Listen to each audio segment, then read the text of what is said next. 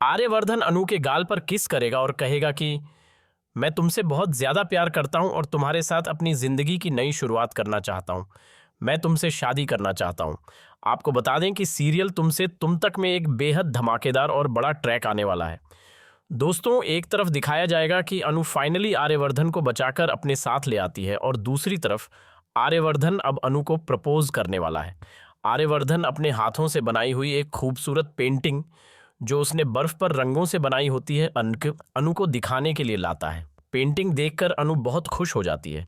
इसके बाद आर्यवर्धन एक रिंग निकालता है और अनु की उंगली में पहनाकर कहता है, आज से मैं तुम्हारे साथ यह जीवन तुमसे तुम तक बिताना चाहता हूं। यह सुनकर अनु बेहद खुश हो जाती है। उसकी खुशी 7वें आसमान पर होती है। वह सोचती है कि फाइनली मुझे आर्यवर्धन सर का प्यार मिल गया है और आर्यवर्धन सर मेरी जिंदगी में वापस आ गए हैं। आपको बता दें कि यह सब देखकर झेंडे भी हैरान रह जाएगा। वह सोचेगा कि आर्यवर्धन ये सब क्यों कर रहा है, क्योंकि उसे पता है कि भले ही आर्यवर्धन अब अनु से प्यार करने लगा हो, लेकिन अनु की माँ और पापा इस शादी के लिए कभी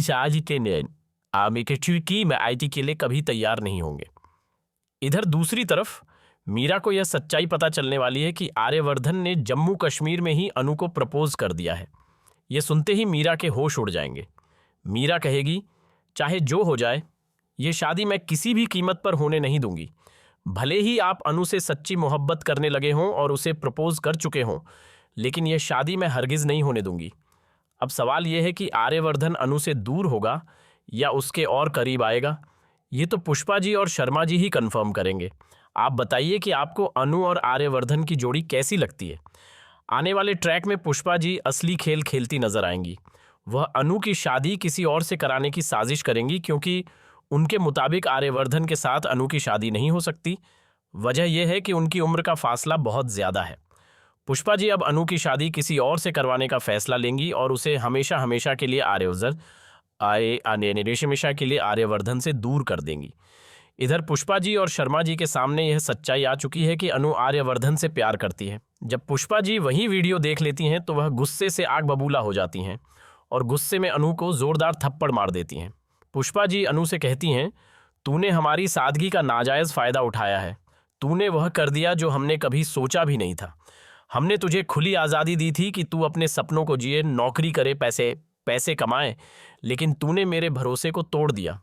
अपने पिता की इस हालत की जिम्मेदार भी तू ही है। ये सब सुनकर अनु हैरान हो जाती है और कहती हैं, माँ, आप ये सब क्या कह रही हैं? तभी पुष्पा जी जवाब देती हैं, मैं बिल्कुल सही कह रही हूँ। तूने हमें समाज के सामने बुरी तरह से जलील कर दिया है। यह सब सुनकर अनु डर जाती है। तब पुष्पा जी कहती हैं, आज के बाद तेरा आर्यवर्धन सर से मिलना बंद। अब मैं तेरी शादी करवाऊंगी और तेरे लिए ऐसा लड़का ढूंढूंगी जो तुझे जल्दी से ब्याह कर ले जाए। यह सुनकर अनु दंग रह जाती है और सोचने लगती है कि अब उसका और आर्यवर्धन का क्या होगा।